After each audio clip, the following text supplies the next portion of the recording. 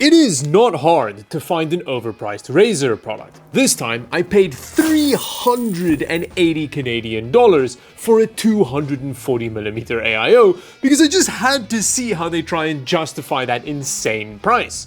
Does it have chocolate mint flavored nipples? I don't know, but before we find out, today's video is sponsored by Be Quiet's Pure Loop 3 AIO. A value-focused 360mm beast of an AIO if cooling a fire-breathing dragon at a reasonable price is your main priority. Get daisy-chainable fans, durable all-metal hardware, and a high-performance pump, all for half the price of the Razer AIO in today's video. So get yourself a Pure Loop 3 AIO using the link down below. Thank you Be Quiet for sponsoring today's video. Now, according to the marketing on the box, we get ultimate AIO design, which, I don't know, going by the pictures, this looks more like the AIO equivalent of Desperate Mormon Housewives, or whatever that show is called. You're basic. But at least it's silent, efficient liquid cooling, and it's got PWM fan controller support, which, again, is kinda a bit like bragging that your car comes with wheels. Aside from that, apparently the fans are very fancy, but again, from the picture, they don't seem like they're great fans for a radiator, because they don't properly seal around it. Again, we will try the AIO with different fans. We'll do a bunch of testing to see if this stuff holds up. It's also powered by Razer Chroma app, which in my experience is a little bit urinary tract infection-y, but at least it makes up for that with a magnetic pump cap. Ooh. Definitely worth 380 Canadian dollars. Ooh, I do like the little plastic pulley tabs though. Okay, never mind. That was insanely anticlimactic. That's some pretty cool documentation. Again, this is something that we see every single time with these videos, is that Razer does do packaging very well. I think that's like 50% of what you pay for. Ooh. It's not like covered in a bunch of plastic, it's just seated in very high quality foam. I feel like it's almost overkill packaging an AIO like this, but it is lovely. Now physically, this Hanbo cooler on first impression looks a lot like it's just a reskinned Asetek AIO. In fact, the connector on the pump block, the mounting hardware, how the tubes connect to the radiator, and the radiator itself are all telltale signs of an Asetek design. And if you Google it, it's in fact true. This cooler came out back in 2021 as a collaboration with Asetek. Which isn't necessarily a bad thing, that Asetek design is really good. But there are dozens of other AIOs based on this design, and in fact one of those is the NZXT X series of Krakens, of which the new generation feature equivalent Kraken costs $95 US, which is almost a third the price of this cooler. It doesn't even have a display on it, which isn't that premium a feature on AIOs anymore. It's just got like a rotatable RGB light on it. But who knows, you know, maybe Razer used their expertise to inject some secret formula into this thing that's made up of a combination of like meth and magic. But I guess we'll find out when we test it. These kunai Chroma fans are much more rigid than I was expecting considering how frameless they are. But they are very frameless, which is not great for an AIO fan. Like when you drop this on here, whoa, these fans seal around the radiator like an 85-year-old rectum. That's crazy. Look at those gaps. At least it looks cool though. I mean, the cables are standard sleeved cables. There's nothing fancy about them. Yeah, I mean, even the mounting hardware. This is just an Asetek cooler that they're selling for 380 Canadian dollars.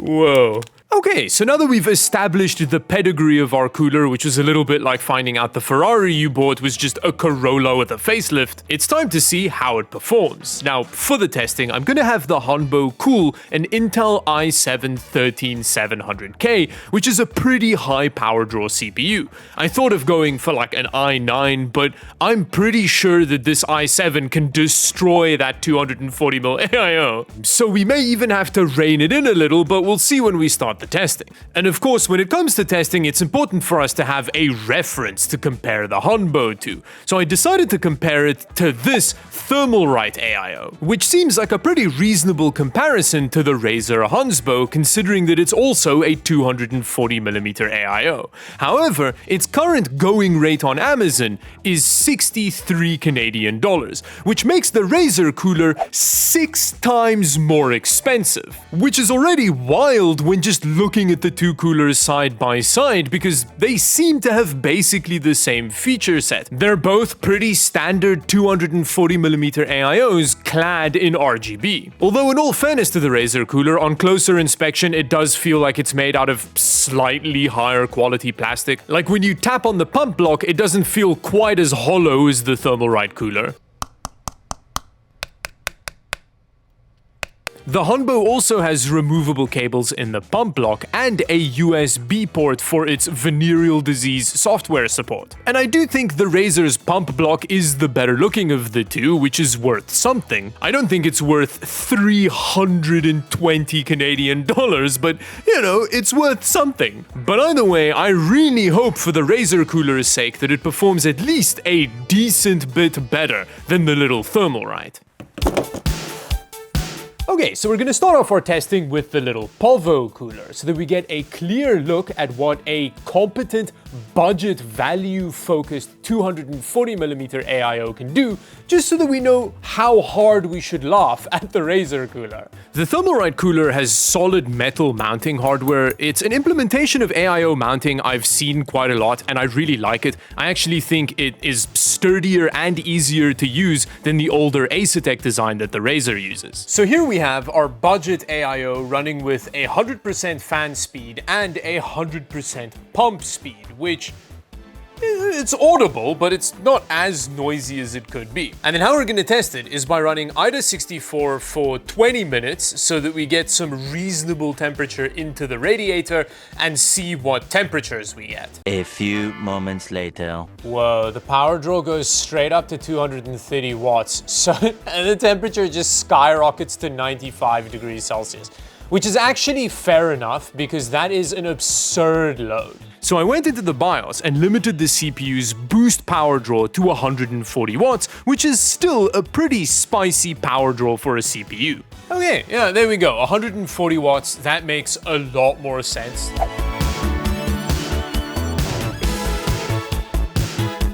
Okay, well, it's been 20 minutes and it's been flat for a long time. So I'm gonna say that this is a reasonable time to take the temperature.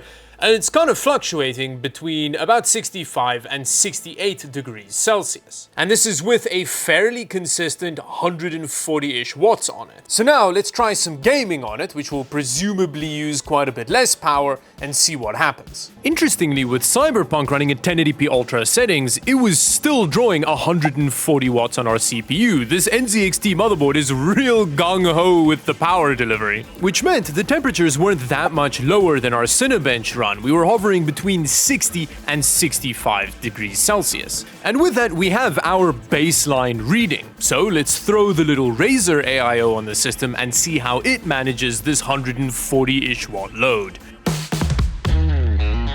In terms of the Razer's mounting, we have the plastic backplate, which holds screws in place that we use to thread down 4 thumb screws to hold the AIO in place. And this implementation's fine, but I feel like it's often difficult to remove all the play from the screws that hold the thumb screws in place, so I'm often worried about mounting pressure with it. But again, it's a tried and true design. I then predictably immediately ran into problems with the software. I apparently plugged the RGB in incorrectly, which made the pump not run for some reason. But once I plugged the fan RGB into the correct holes, I gained pump control, could set everything to max, and start our test.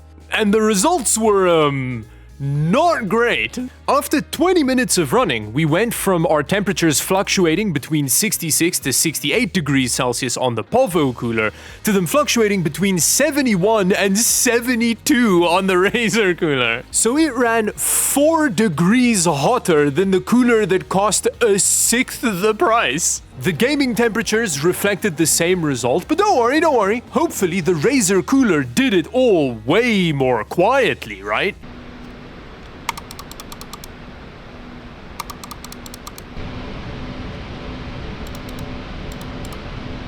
Oh no, how embarrassing. But what I want to do next is replace those fans with something a little bit more serious. And you don't get much more serious than some Noctua NFA 12s. In fact, I think this is a little bit of an unfair comparison to the stock fans. It's like comparing them to the fan equivalent of Hercules, but it'll give us a good indication of how much those fans are holding us back. Oh yeah, that's what a fan looks like. Oh, it's so much sexier and it's poo brown. Oh, the screws aren't long enough to deal with a proper fan. So I ended up having to use the fan screws from the cheaper cooler, which was pretty funny to me. Whoa, it's already so much quieter. Like, you can actually hear the pump now. Before, it was all fan noise. Oh, and in case you didn't notice, I left the RGB of the old fans plugged in just so that Razer's Synapse wouldn't cry at me. Interestingly, the fan upgrade didn't make as much of a performance difference as I was expecting. We only lost about 2 degrees Celsius in the IDA 64 run. The gaming temperatures were also still beat out by the Povo cooler, which is honestly kind of shocking. Although, having said that, the Noctua fans did run way quieter than the stock Razer fans.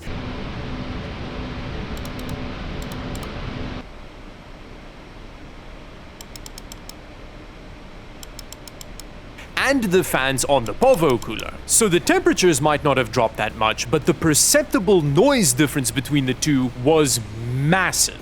So with that, what did we learn in today's video? Well, if you need to launder some money, buy Razer AIOs, although I think the price they charged for it on their website is a typo, because if you go onto like Amazon, the cooler just costs 250 Canadian dollars, which is still way more than it deserves to be, but you know, it's better than 380. Which brings me to the end of the video. Thank you very much for watching. Subscribe to the channel if you enjoyed it, and until the next video, bye bye.